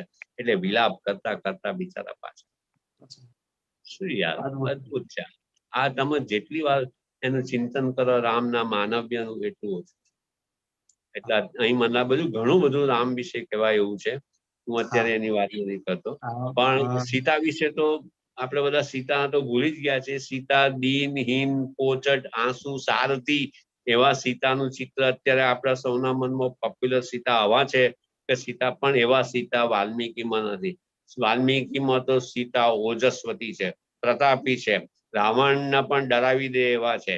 રાવણ પછીથી બધી જાત જાતની દંતકથાઓ આવી. વાલ્મીકી રામાયણમાં કોઈ ચમત્કારો નથી. સીતાનો પ્રભાવ જ એવો હતો કે રાવણ એના હાથ પણ અડાવી ન શકે, લગાવી ન શકે. એવા સીતા હતા, એવા પ્રભાવી હતા, એવા જાજરમાન હતા, એવા ઓજસ્વી હતા કે રાવણ હિંમત ન કરી શકે. એ તો રામને પણ કહી શકે. એટલે તમે જોશો કે સીતા એવા છે. પણ એ સીતાની વાત કરવા રહીશ ને તો મિત્રો આપણો સમય થઈ જશે. એટલે હું કૈકેયીની થોડી વાત, એમાં મિત્રો જો પાત્ર ચિત્રની જે વાત છે આપણી, એ એટલે આ બધા જે પ્રસ્તુતતાનો જે પ્રશ્ન છે, આપણું મૂળ તો વિષય એ છે પ્રસ્તુતતા. તો આવા જે ગુણો છે એ બધા ગુણો રામના જે માનવ્યનો ગુણ છે. તમે જોશો કે રામ છે, રામ સામ્રાજ્યવાદી નથી. તમે જો બધે એને રાજ્ય બીજાને અપાવ્યું, પોતે તો રાજ્ય છોડી દીધું. એક ક્ષણનો વિલંબ કર્યા સિવાય એમણે અયોધ્યાનું સામ્રાજ્ય છોડી દીધું, બરાબર ને? એમણે સાંભળ્યું કે ભાઈ તમારો બદલે તમારે તો વનમાં જવાનું છે, ભરત તમારી જગ્યાએ રાજા બનશે. તો એમને જરા પણ વ્યથા ના થઈ. અને એના વિશે વાલ્મીકી શબ્દ વાપરે છે, વનમાં જવા માટે કૃતત્વરહ, ઉતાવળ કરતા. વનમાં જવા માટે કૃતત્વરહ, અને બીજું વિશેષણ છે ગતવ્યથઃ, કોઈ પણ જાતની વ્યથા વગર. આ બે વિશેષણો વાલ્મીકીએ રામ માટે વાપર્યા છે જ્યારે રામ વનમાં જઈ રહ્યા છે ત્યારે. કૃતત્વરહ, ગતવ્યથઃ, એવા રામ છે. એટલે એવા રામને તો મારા પ્રણામ કરું છું અત્યારે પણ. અને પછી એટલે એવા રામને તો એટલે બીજું હું જે તમને કહેતો હતો, સામ્રાજ્યવાદી નથી. એ પ્રસ્તુતતાનો જે પ્રશ્ન છે ને, એ પ્રશ્ન, રામ સામ્રાજ્યવાદી નથી. એમણે કિષ્કિંધા કાંડમાં, કિષ્કિંધામાં શું કર્યું તો કે વાલીને હણ્યો, રાજ્ય સોંપ્યું સુગ્રીવને. એ ધાર્યું હોત તો પોતે રાજ્ય લઈ શકતા હોત. એટલા મહાબળવાન હતા. રામ જેવા કોઈ શક્તિશાળી તે જમાનામાં ને પછી પણ કોઈ છે નહીં. રામ વિશે એવું કહે છે ભગવાને ગીતામાં કહ્યું, રામો શસ્ત્રભૂતામહમ, હું શસ્ત્રધારીઓમાં રામ છું, એમ ભગવાને કહ્યું છે વિભૂતિ યોગમાં, કે શસ્ત્રધારીઓ એટલે રામ એવા શક્તિશાળી હતા, પરમ અદભુત. એટલે એ તો પણ ધાર્યું હોત તો કિષ્કિંધાનું રાજ્ય પણ પોતે લઈ શક્યા. લંકામાં રાવણને હણ્યો, રાજ આપ્યું વિભીષણ. એટલે તમે મિત્રો જોશો કે સામ્રાજ્યવાદી નથી. આપણે કદી કોઈના પર ભારતે ચડાઈ નથી કરી. આપણે સંસ્કૃતિની ચડાઈ કરી છે. આપણી સંસ્કૃતિ બધે ફેલાઈ છે. અગ્નિ એશિયાના દેશોમાં, કંબોડિયાના બધા જાત જાતના જે બધા દેશો, એ બધા દેશોમાં મેં જોયું. હું ગયો તો ફરવા અને કોન્ફરન્સ હતી તો બધે રામાયણ છે. એવરીવેર રામાયણ છે, બધી જગ્યાએ. એટલે તમે શું કે રામાયણની જે સાંસ્કૃતિક ચેતના છે, એ સાંસ્કૃતિક ચેતના લગભગ સર્વ દેશોમાં વ્યાપી હોય છે. એટલે એવા રામ છે. એટલે આ પ્રસ્તુતતાનો જે પ્રશ્ન છે કે જો બધા દેશો સામ્રાજ્યવાદ છોડી દે, પોતાનું સામ્રાજ્ય, પોતાના, આ જેમ ચીન દાખલા તરીકે, ચીન અત્યારે એ જ કરી રહ્યું છે કે પોતાના દેશનો વિસ્તાર વધારવાની એને ભૂખ છે. એટલે એવો વિસ્તાર વધારવાની એવું શા માટે હોવું જોઈએ? એટલે એ સામ્રાજ્યવાદ છે. તો સામ્રાજ્યવાદ રામના માટે જરા પણ, આ એક વાત છે. અચ્છા, બીજું જે રામનું જે વાલ્મીકી જે છે ને, મારે પોતાને એવો અનુભવ થયો છે મિત્રો કે વાલ્મીકીની કળા વિશે આપણે બહુ ઓછી વાત થાય છે અને બહુ ઓછું જાણીએ છીએ. વાલ્મીકી દાખલા તરીકે આ પાત્રો છે, હું તમને વિગતે આજે વાત નહીં કરીશું. રામના આપણે દશરથ રાજાના 4 પુત્રો, રામ, લક્ષ્મણ, ભરત ને શત્રુઘ્ન. આપણે દેખીતી રીતે એમ લાગે કે આ ચારેય ભાઈઓ એકબીજાથી કઈ જુદા પડે એવા છે. પાત્રા લેખન લગભગ એક જ છે. લક્ષ્મણ પણ રામને ચાહે છે, ભરત પણ ચાહે છે, શત્રુઘ્ન પણ ચાહે છે. તો એ બંને આ બધા પાત્રોમાં એકબીજાથી જુદી પાડતી વ્યાવર્તક રેખાઓ કઈ? પાત્ર ચિત્રણ છે. એ તમે ઊંડા ઉતરો તો, આજે સમય નથી મારે કહેવાનો, પણ ઊંડા ઉતરો તો રામ અને ભરત જુદા છે, ભરત અને લક્ષ્મણ જુદા છે. અને એવું સરસ રીતે સ્નેહલ કલાત્મક રીતે એ હજુ કળા તો જગતે વાલ્મીકીની પીછાણી જ નથી. વાલ્મીકી આપણાથી અજાણ્યા જ છે. એવી કળા છે પાત્રચિત્ર. તમે જુઓ કે રામ, ભરત અને લક્ષ્મણ બે તો સરખા જ છે. ભરત રામને ખૂબ ચાહે છે, લક્ષ્મણ પણ રામને ખૂબ ચાહે છે. બંનેની ભક્તિ છે પુષ્કળ. છતાં પણ એ બંને, લક્ષ્મણ અને ભરત, એ બંને પણ એકબીજાથી તમે જુદા તારવી શકો એવું વાલ્મીકીએ એમનું ચરિત્ર ચિત્રણ, જે આપણા શીર્ષકમાં શબ્દ આવે છે, એવું ચરિત્ર ચિત્રણ કર્યું. એટલે મિત્રો આ એક વસ્તુ છે. તો જો એ બધી વાત કરવાનો આજે સમય નથી. હું ફક્ત કૈકેયીની વાત, કારણ કે બહુ ઓછો સમય છે. કૈકેયી છે, હવે જો મિત્રો કૈકેયી એવું પાત્ર છે. હવે આ પણ સ્નેહલ, જે આપણે શરૂઆતમાં વાત કરી કે આ પણ વાલ્મીકીની કળા છે. કૈકેયી એવું પાત્ર, જો બીજા બધી રાણીઓ, 3 રાણીઓ મુખ્ય છે દશરથને, બરાબર ને, કે કૌશલ્યા, સુમિત્રા અને કૈકેયી. એમાં 2 રાણીઓના નામ જગતમાં તમને અઢળક મળશે. ભારત કૌશલ્યા અને સુમિત્રા મળશે. કૈકેયીનું કોઈએ હજુ સુધી નામ પાડ્યું હોય એવું જાણમાં નથી કે કોઈ સ્ત્રીનું નામ, કન્યાનું નામ કૈકેયી પડ્યું હોય. તમે મિત્રો જુઓ કે આ વાલ્મીકીની કળાનો વિજય છે. આપણે જેમ ખલનાયકો હોય ફિલ્મોમાં, હિન્દી ફિલ્મોમાં, કે પ્રાણ હોય, કે શક્તિ બોક્સી કપૂર હોય કે બધા ગુસ્સાઓ બધા ઓડિયન્સમાં જોતા, એ એની સફળતા છે વિલનની, એ ખલનાયકની સફળતા છે. જેટલા આપણે એના પર રોષે ભરાઈએ તો એવી રીતે મિત્રો કૈકેયીનું જગતમાં ભાગ્ય મને જાણ નથી કે કોઈ કન્યાનું નામ કૈકેયી પડ્યું એ મિત્રો. અને બીજું તમે જુઓ વાલ્મીકી, આ તો હું તમને ખાલી મુદ્દા એક મુદ્દા પર એક વ્યાખ્યાન થાય એવું છે હિતેનભાઈ. એટલે દાખલા બીજી વાત, બ્રહ્માએ રાવણ આખા જગતનું ઉત્પીડન કરવા માંડ્યું, એટલે બ્રહ્મા પાસે બધા ગયા. એટલે બ્રહ્માએ વિષ્ણુને કહ્યું કે ભાઈ તમે જઈને આ જગતને રાવણના ત્રાસમાંથી છોડાવો અને રાવણ મુક્ત આ જગત કરો. એટલે પછી વિષ્ણુએ એમને વચન આપ્યું કે સારું, હું દશરથને ત્યાં એની 3 રાણીઓને ત્યાં 4 પુત્રો તરીકે હું જન્મ લઈશ. દશરથને ત્યાં હું 4, અને જે 3 રાણીઓ છે એ 3 રાણીઓ કેવી છે એક ઉપમા આપે છે. સ્નેહલ એક ઉપમા આપે છે, રી, શ્રી અને કીર્તિ. આ 3 ઉપમાઓ આપી છે. રી, શ્રી અને કીર્તિ જેવી 3 રાણીઓમાં હું એટલે કે વિષ્ણુ જન્મ લઈશ. હવે તમે જુઓ કે કેટલી અદ્ભુત વાલ્મીકીની વસ્તુ ગ્રથનની કળા છે. તમે સાંભળી શકો છો ને મને બરાબર?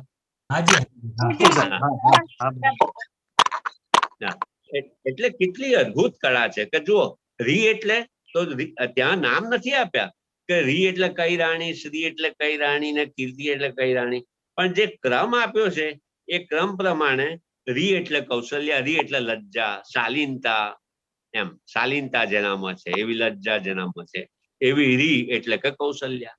શ્રી એટલે જે શાલીન છે, જે વિચારશીલ છે, શ્રી શોભા છે, ગ્રેસ છે જેનામાં, એ શ્રી એટલે સુમિત્રા. અને ત્રીજું શું છે? કીર્તિ.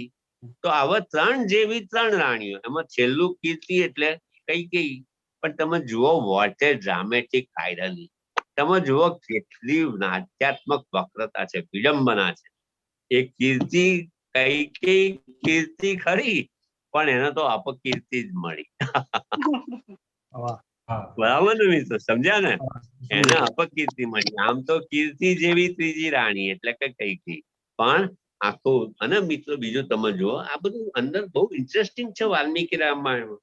એમાં જુઓ કે પછી અયોધ્યા કાંડ પછી જયારે ભરતને એમ કહ્યું, ભરત મોસાળેથી પાછો આવે છે અને ભરતને કૈકેયી કહે છે કે તું તારો રાજ્યાભિષેક કરાવી દે, મેં બધું આ તારા માટે કર્યું છે. આ એના છેલ્લા શબ્દો છે કૈકેયીના.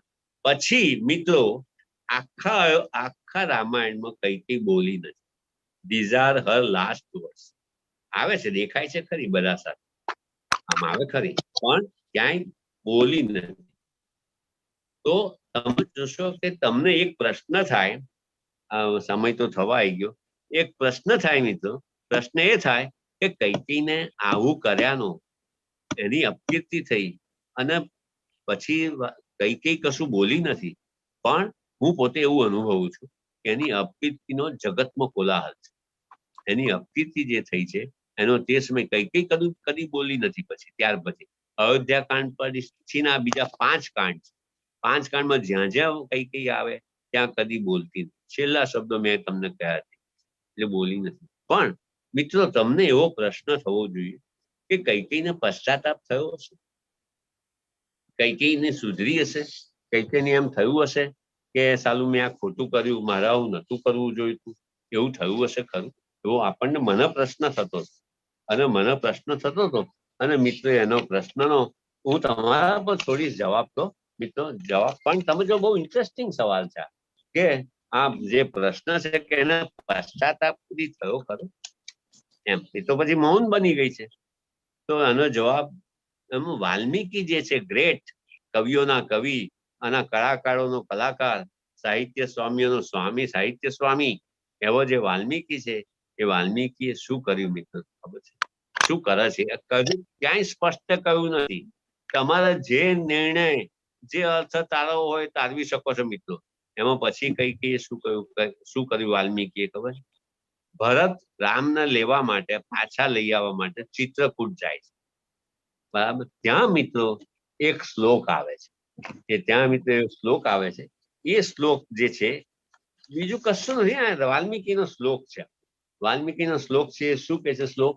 તો એ શ્લોક એવું કે છે કે બધી રાણીઓ, જો હવે જો એ શ્લોક છે મિત્રો આવો છે, કૈકેયી ચ સુમિત્રા ચ કૌસલ્યા ચ યશસ્વિની રામાનયન સંહૃષ્ટા યયુઃ યાનેન ભાસ્વતા.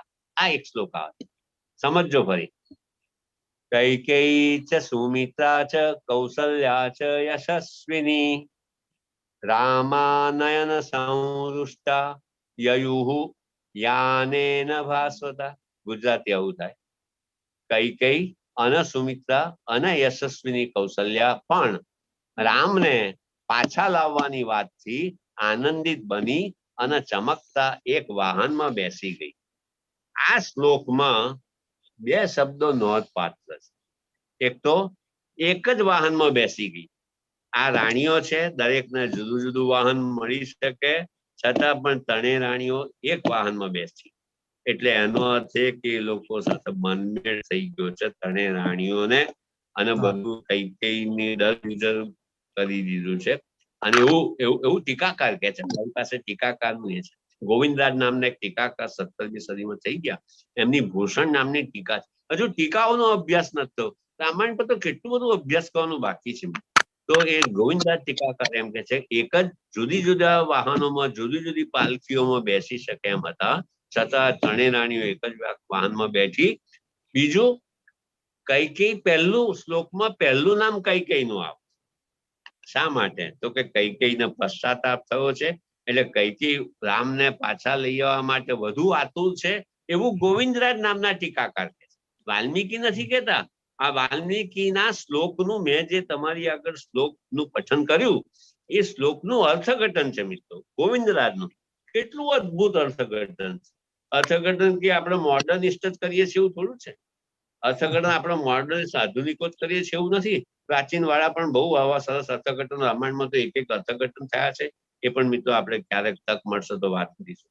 તો તમારે શું, આ એક વાત, એક પાલખીમાં બેઠા. બીજી વાત, કૈકેયીનું પહેલું જ નામ મુકાયું, કારણ કે કૈકેયીને પશ્ચાતાપ થયો છે, એટલે બેસવાનું છે તો કૈકેયી સૌથી આગળ દોડીને બેસી ગઈ, પહેલી બેસી ગઈ. પછી ત્રીજો વિષય છે રુષ્ટા, રાજી થઈ ગયા. ત્રણેય રાણીઓ, રુષ્ટા બહુવચન છે, પ્રથમા વિભક્તિ બહુવચન છે. રુષ્ટા રાણીઓનું વિશેષણ, રાજી થઈ ગઈ. રાજી થઈ ગઈ એટલે જુઓ તમે આમાં શું કરવું. આનું કૈકેયી પણ રાજી થઈ જાય.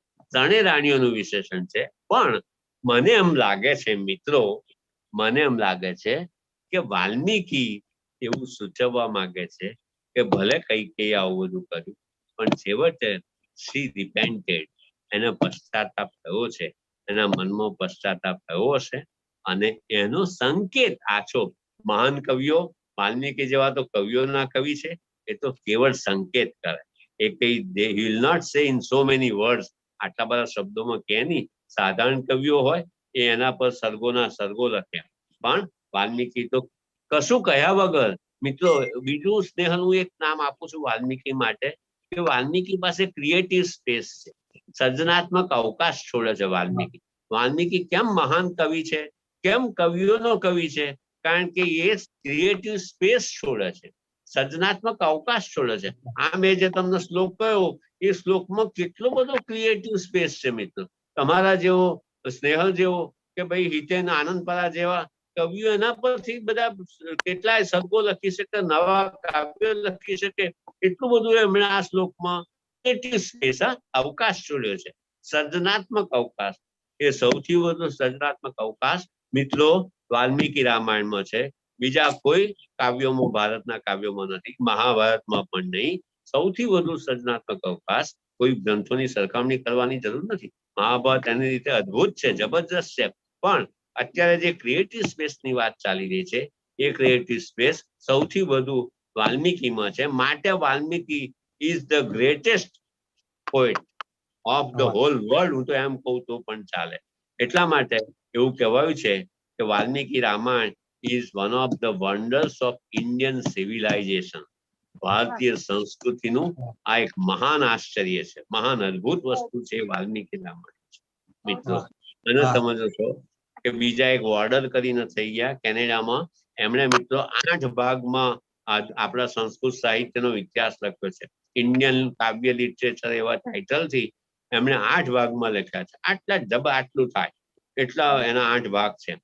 એક વોર્ડર ભાષા ભવનમાં આવેલા ત્યાં એમને મળેલો, એમનાથી એક બાબત હું જુદો પણ પડતો હતો, એટલે મેં એમને કહેલું કે આ બાબતમાં સર હું તમારી સાથે સંમત નથી વગેરે વગેરે. પણ એક વોર્ડરે એવું કહ્યું છે કે the story of Ram is one of the most beautiful things in the world. રામની જે કથા છે, રામ સીતાની જે કથા છે, અને મિત્રો હું તમને ઉત્તરકાંડની એ બધી વાત તો મારે કરવી હતી, જેમાં હું ડિસ્ટર્બ થઈ ગયો હતો. હું લખવાનું કામ મૂકી દેવું પડેલું, મારા મુખ પ્રક્ષાલન કરવું પડેલું, મારી આંખમાંથી આંસુ જાય. આજે પણ જોતો હતો કે ભાગ ફરી જોતો હતો, ફરી પાછી મારી આંખ ભીની થઈ ગઈ. એવું અદભુત વાલ્મીકીએ ઉત્તરકાંડમાં રામે સીતાનો જે ત્યાગ કર્યો છે એ પ્રસંગને એને વર્ણવ્યો છે. આપણી પાસે સમય નથી, પણ મિત્રો વાલ્મીકીએ ચોક્કસ કઈને મને લાગે છે કે એના હૃદયમાં પશ્ચાતાપ જાગ્યો છે. બીકોઝ એ કામુ નામના ફ્રેન્ચના બહુ મોટા નોબેલ પ્રાઇઝ હિટેન જાણતા હશે, બહુ મોટા નોબેલ પ્રાઇઝ વિનર થઈ ગયા કામુ. એનું આઉટસાઇડર નામનું નવલકથા બહુ જ જાણીતી છે. ગુજરાતીમાં 1 થી વધારે લોકો એના અનુવાદ કર્યા છે કામુના. એ કામુ એવું કહેલું કે એમણે એવું કહેલું કે every artist has reconciliation at his heart. સંવાદિતા, સમાધાન એ દરેક કલાકારના હૃદયમાં રહેલું હોય છે. એના આધારે હું એમ કહું છું કે વાલ્મીકી કદાચ એના હૃદયમાં પેલા એને કૈકેયીને શું સુખ થયું હશે? સમાધાન ચિત્તનું, સંવાદિતા ચિત્તમાં ન સધાય ત્યાં સુધી કૈકેયી પણ બળબળથી જ રહે. એટલે એ કૈકેયીના ચિત્તનું આ રીતે વાલ્મીકીએ સમાધાન કર્યું હશે. અને એનો મેં જે શ્લોક તમને મિત્ર મેં જે કહ્યો તે કૈકેયી ચ સુમિત્રા ચ કૌસલ્યા ચ યશસ્વિની રામ આનયન સંવૃષ્ટા યયુઃ જ્ઞાનેન ભાસ્વતા. એક ચમકતા રથમાં બેસી અને 3 રાણીઓ રાજી થઈ અને ગઈ. રામને પાછા લઈ આવો. મિત્રો આ વિજયભાઈ તો રામાયણના પાત્રો અને એની ઘટનાઓના સાંસ્કૃતિક અને સાહિત્યિક સંદર્ભો વિશે તમે ખૂબ સરસ વાત કરી. અને કૈકેયી કે રાવણ એવા કોઈ નામ, મેઘનાદ એવા નામો આપણે ત્યાં રખાતા નથી. એટલે રામાયણે આપેલા સંસ્કારનો લોકો ઉપર કેટલો પ્રભાવ છે એ એના ઉપરથી આપણે જોઈ શકીએ છીએ. અને જે વાત તમે ખાસ કરીને કરી હમણાં, તો પૂજ્ય મોરારી બાપુએ સંસ્કૃત સત્રમાં એક વખત એવું કહેલું, તમે પણ હતા ત્યારે, કે રામાયણને માત્ર રામકથા કે માત્ર ધર્મનો ગ્રંથ કે કથા ગણીને ન ચાલો, પણ એનું તમે સાહિત્યિક અવલોકન તમે કરો, એવું બાપુએ સૂચન કરેલું. અને તમે અત્યારે એ કરીને, અને ખાસ કરીને તમે આવડું મોટું કામ કરીને એ સાર્થક કર્યું એની, અને અમે પણ એ દિશામાં આગળ કરતા રહીએ છીએ, એનો ખૂબ આનંદ છે. તો આપણો સમય તો થવા આવ્યો છે, અને ઘણા બધા પ્રશ્નો એવા, અથવા તો ઘણી બધી વાતો એવી હતી કે મેં નથી પૂછીને તમે આપોઆપ કહી છે. અને કેટલીક બાબતો એવી છે કે જે સમયના અભાવે કરવાની રહી જાય છે. પણ છેલ્લે એક વાત ખાસ જાણવાની ઈચ્છા છે કે આવડું મોટું કામ તમે જે અનુવાદનું કર્યું છે, તો એની પાછળનો જે આપનો હેતુ છે, ઉદ્દેશ છે, એ ખાસ આપણા દર્શકોને તમે કહેશો. અનુવાદ વિશે ને? જી સાહેબ. અનુવાદ મેં કર્યો, મેં હમણાં કહ્યું ને, મને ખરેખર તમને મિત્રો સાથે મારે શેર કરવું જ હતું કે જે ઉત્તરકાંડ છે ને, ઉત્તરકાંડનો આ જયારે એક વખત રામ છે તે સભામાં બેઠા છે બધા મિત્રોથી વિટસાઈને, અને પૂછે છે કે ભદ્ર ભાઈ શું ચાલે છે રાજ્યમાં? અને પેલા એ ભદ્રે કહ્યું કે બધું સરસ છે, તમારા વખાણ બધા કરે છે. કે ના, સારું ને ખોટું બંને કે. એટલે કે લોકો છે, નગરો, જો શબ્દ ધ્યાન રાખજો, નગરો અને જનપદો એટલે ગ્રામ વિસ્તાર, એ બંનેમાં સીતાના ચારિત્ર્ય વિશે એલપેલ બોલવામાં આવી રહ્યું છે. એટલે રામના પર ઘાત થયો. રામે લક્ષ્મણને કહ્યું કે તમે મૂકી આવો સીતાને, ગંગા નદીને પેલી બાજુ વાલ્મીકી મુનિનો આશ્રમ છે ત્યાં તમે એને પહોંચાડી દો, કશું મારી આગળ કોઈ દલીલો કરતા નહીં. એ બધું આખું પૂર્વ ભૂમિકા હું તમને કહેતો નથી, સમય નથી, નહીં તો એ વધારે સારી રીતે કહી શકાય. અને રસ્તામાં બીજા દિવસે લક્ષ્મણ સીતાને લઈ સુમંત્ર સારથી જોડે છે અને લઈને નીકળ્યા. વચ્ચે ગોમતી નદી આવી, ગોમતી નદી આગળ એક રાત રહ્યા, પછી આગળ ચાલ્યા, પછી ભાગીરથી એટલે કે ગંગા આવી ગઈ. આવવાની થઈ જોઈ અને પછી હવે સીતાને ખબર નથી કે રામે પોતાનો ત્યાગ કર્યો છે. અને લક્ષ્મણ સ્નેહલ, લક્ષ્મણ છે રુરોદ પ્રશ્ન, એટલે જોર શોરથી રડવા માંડ્યું લક્ષ્મણ. પોકે, મેં મારો અનુવાદમાં એવું કર્યું છે, પોકે પોક મૂકીને રડી લક્ષ્મણ. એટલે સીતા કે છે કે ભાઈ તું શા માટે રડે છે? શું તને એકલાને રામ બાલા છે? મને રામ બાલા નથી. આપણે 1-2 રાત ઋષિઓના આશ્રમમાં રહીશું, ત્યાં ઋષિઓની ચરણમાં રહીશું, સેવા કરીશું, અને 2 રાત પછી આવવાના છે. 2 દિવસ પછી તો તને રામ મળવાના જ છે ને. શું મને રામ બાલા નથી? તમે જુઓ આ મોમેન્ટ, તમે જુઓ આ ક્ષણ જુઓ. સીતા સામેથી લક્ષ્મણને કહે છે તું શા માટે રડે છે? હવે લક્ષ્મણને તો ખબર છે કે સીતાનો રામે ત્યાગ કર્યો. આ પ્રસંગ જયારે આવ્યો ને સ્નેહલ, હું જરા પણ અતિશયોક્તિ નથી કરતો. સંસ્કૃત વાળા અતિશયોક્તિમાં સિદ્ધ હસ્તો હોય છે, પણ હું નથી અતિશયોક્તિ કરતો. એટલે તો જો કે મારી આંખમાંથી આંસુ વહેવા લાગે. મારે બંધ કરી દેવું પડ્યું. બાજુમાં બાથરૂમ છે, ત્યાં માથું મોડું ધોયું, નીચે જઈ આવ્યો, બધા ટીવી જોતા હતા, આમ તેમ પછી મેં ચાલુ. આવા કેટલાય અનુભવો મને વાલ્મીકી રામાયણ સમીક્ષિતા ના અનુવાદ અદ્ભુત છે. નથિંગ એટલે લાઈક. પંડ્યા સાહેબ, આ તુલસીદાસજીએ જે માનસ લખ્યું ને એના પ્રારંભે 7 શ્લોકોની એમણે રચના કરી, અને એમાંથી એક શ્લોકમાં એમણે કીધું કે સ્વાંતઃ સુખાય તુલસી રઘુનાથ ગાથા. પછી આગળ જતા રામાયણને પૂરું કરતા એમણે 2 શ્લોકો લખ્યા, અને એમાં એક શ્લોકમાં એમણે એવું લખ્યું કે જે આ મારું જે કાર્ય છે એ મારા અંતઃકરણના અંધકારને દૂર કરવાનું છે. તો શરૂઆતમાં એમણે એમ લખ્યું કે આ પ્રારંભ કરતા કે મારા અંદરના સુખ માટે લખ્યું, પણ અંત જ્યારે આવ્યો ત્યારે એમણે એવું લખ્યું કે અંતરના અંધકારને દૂર કરવા માટે. તો આવી કોઈ અનુભૂતિ તમને થઈ હોય આ કાર્ય કરવા માટે તો બહુ ટૂંકમાં એ તમે કહો. મને અનુભૂતિમાં શું કે તો રામનું ચરિત્ર એવું છે, રામ કથા એવી છે કે મને હંમેશા નાનપણથી મારા દાદા છે ને, દયાશંકર નામના દાદા હતા, એ દાદાએ મને મારી પાસે રામચરિત માનસ વંચાવતા હતા. ત્યારથી મારા ચિત્તમાં રામકથાનું બીજ પડેલું, અને રામનું ચરિત્ર મને હંમેશા આકર્ષતું આવ્યું. અને પછી જીવનની યાત્રામાં ક્યાંક મળ્યા અને આ અદ્ભુત સાહિત્ય કૃતિ છે ને, મને એમ લાગ્યું કે આપણે બધા વાલ્મીકીથી દૂર જતા રહ્યા છીએ. અને પછી સમીક્ષિત આવૃત્તિ આવી, અને સમીક્ષિત આવૃત્તિનો આખો દેશ ઉપેક્ષા કરે છે. સમીક્ષિત આવૃત્તિનો આપણો દેશ છે, કેટલાય લોકો વિદ્વાનો છે, એ લોકો સમીક્ષિત આવૃત્તિનો ઉપયોગ નથી કરતા, એની ઉપેક્ષા કરે છે. એ બધું મને લાગી આવ્યું. અને આવા બધા જ કારણો, એક તો મુખ્ય કારણ તો આ જબરજસ્ત મહતી સાહિત્ય કૃતિ છે, અને રામ એવા એક જબરજસ્ત વ્યક્તિ છે, અને રામ છે આપણા બધાના ચિત્તમાં રામ વસેલા છે. રામ એ બ્રહ્મ છે. એવા બધા મારા, હું વેદાંતી છું, એટલે જેમ રામ પોતે દેવ છે એમ ભૂલી જાય છે, એવું વેદાંતનું પણ મુખ્ય દર્શન તો એ જ છે કે આપણે બધા બ્રહ્મ છીએ એવું ભૂલી ગયા છે. એ બધી વસ્તુઓ મને આકર્ષી, અને પછી હું રામાયણ તરફ, વાલ્મીકી રામાયણ તરફ, અને સમીક્ષિત વાલ્મીકી રામાયણ પર તો ઘણા કામ કર્યું, અનુવાદો મળે છે, સસ્તું સાહિત્ય 1922માં બહાર પાડેલું છે, પણ નહીં, સમીક્ષિત આવૃત્તિ શુદ્ધ. આપણે પાસે એકેડેમિક રહ્યા, હું યુનિવર્સિટીમાં કામ કરું, બધું સંશોધન મારી દૃષ્ટિ, એટલે સમીક્ષિત આવૃત્તિનો મેં અનુવાદનું કામ ઉપાડ્યું અને પૂરું કર્યું ભગવાનની કૃપાથી. હવે પ્રસ્તાવનાનું કામ ચાલે છે, ખૂબ સમય લે છે મારો. 2 કાંડ મિત્રો પૂરા થઈ ગયા છે, 2 કાંડ, બાલકાંડ અને સુંદરકાંડ, અને આપણે અયોધ્યાકાંડ. આ 2 કાંડ મેં પૂરા કરી દીધા છે. હવે બાકીના 5 કાંડ રહ્યા છે. એ બાકીના 5 કાંડ અત્યારે મારું બાલકાંડ પર કામ ચાલે છે. અનુવાદ ને તો પૂરું થઈ ગયું છે, છાપવામાં ગયું છે, પ્રસ્તાવનાનું કામ ચાલે છે.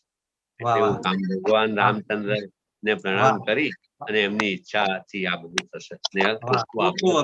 ખૂબ અભિનંદન વિજયભાઈ પંડ્યા સાહેબ આપને. અમદાવાદની પાર્શ્વ પ્રકાશન સંસ્થા દ્વારા આ પુસ્તકોનું પ્રકાશન થઈ રહ્યું છે એવી આપે મને વાત કરેલી. પંડ્યા સાહેબ, આજના આ રામાયણ વિશેના સંવાદમાં આપની સાથે ખૂબ આનંદ આવ્યો, અને ખૂબ એવી વાતો છે જે વાતો અજાણી હતી અને જે જાણવા મળી છે, અને એ જ આ કાર્યક્રમની ખાસ કરીને ઉપલબ્ધિ છે. દર્શક મિત્રો આપણી સાથે આટલો સમય જોડાયેલા રહ્યા એ માટે પણ હું એમનો આભારી છું. અને આ જે આપણી જે રામાયણ વિશેની વિચાર યાત્રા છે, એ વિચાર યાત્રાને હું અહીંયા અલ્પવિરામ આપું કે એટલા માટે કે ફરીવાર પણ આ વિચાર યાત્રાને આપણે કોઈ સમયે કે કોઈ દિવસે આપણે આગળ વધારી શકીએ. તો એ વાત કરીને હું આજના આ કાર્યક્રમને સમાપ્ત કરું છું અને હિતેનભાઈને વિનંતી કરું કે અંતમાં એમને કઈ બે શબ્દો કહેવા હોય તો.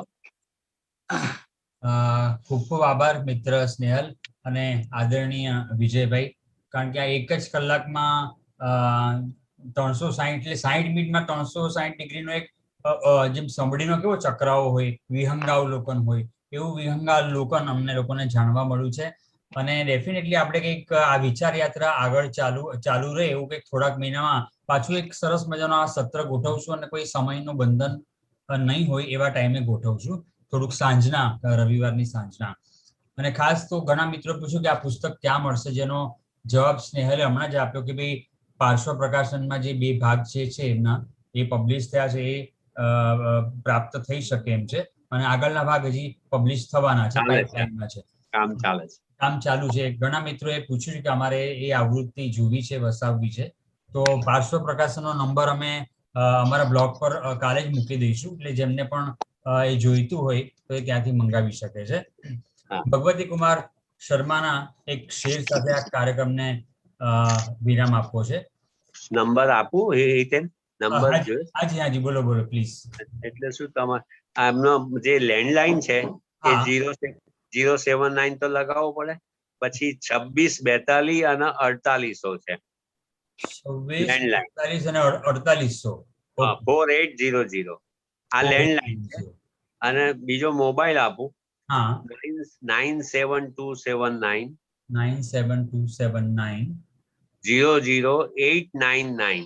00899. બાબુભાઈ એના સંચાલક છે. હા, તો હું ખૂબ ખૂબ આભાર તમારો પણ. એમની પાસેથી આ બંને કવર પેક મંગાવીને અને કોન્ટેક્ટ ડિટેલ્સ ને હું મૂકી દઈશ, એટલે જેને પણ ભાવકોને રસ હોય એ લોકો લઈ શકે છે. ભગવતી કુમાર શર્માના એક શેરથી વાત આપણે સંપન્ન કરીએ કે વાલ્મીકીના હૃદયમાં સુરેલો શોક છું. એટલા માટે શેર કહેવો છે કારણ કે તમે જે મહાકવિ કહી ગયા, કેમ કે ભાઈ કાલિદાસે જે સંસ્કૃત સાહિત્યમાં જે કામ કર્યું, કે જે લાલિત્યના ક્ષેત્રમાં જે કામ કર્યું, અને વાલ્મીકી આ કથા સાહિત્યમાં જે કામ કર્યું, આદર્શોનું જે કામ કર્યું, એ સુધી અમે લોકો કદાચ ક્યારેય નહીં પહોંચી શકીએ. તો વાલ્મીકીના હૃદયમાં સ્ફુરેલો શોક છું, કિંતુ ન જે રચાઈ શક્યો એવો શ્લોક છું. જે પણ થોડાક શ્લોકો બોલ્યા, અમે તો સંસ્કૃત જાણતા નથી, એટલે જે નાદ બ્રહ્મથી જે એની વ્યુત્પત્તિ હોય, જે ધ્વનિનો હોય, એનો અમે લાભ લીધો, પણ અર્થ તમે ખોલી આપ્યા, એટલે એવું લાગે કે કેટલું ડેપ્થમાં કામ થયું છે. હું ને સ્નેહલ ગઝલો વધારે લખેલી, અમને ખબર છે કે 2 લાઈનમાં કેવી રીતના મર્મસ્પર્શી તમારે શાયરે વાત કહેવાની હોય, અને આમાં તો સંસ્કૃત સાહિત્ય તો એટલું સમૃદ્ધ છે કે એક શબ્દના પણ કેટલા અર્થો નીકળતા હોય છે. તો જરૂર આપણે આ વિચાર યાત્રાને જે સ્નેહલે વાત કરી એમ અલ્પ વિરામ શબ્દ જ આપીએ અને ફરી એકવાર આ યાત્રાને આપણે અનુકૂળતાએ આગળ વધારશું. રામાયણની આ યાત્રા આગળ ચાલુ રહેશે. આ કાર્યક્રમ અહીં સંપન્ન કરીએ છીએ. સર્વ મિત્રોનો યુટ્યુબ પર જે જોડાણા પ્રેક્ષકો છે એમનો પણ ખૂબ ખૂબ આભાર. Thank you. આભાર, પ્રણામ. Thank you. હસીલાબેન પ્રણામ. પ્રણામ.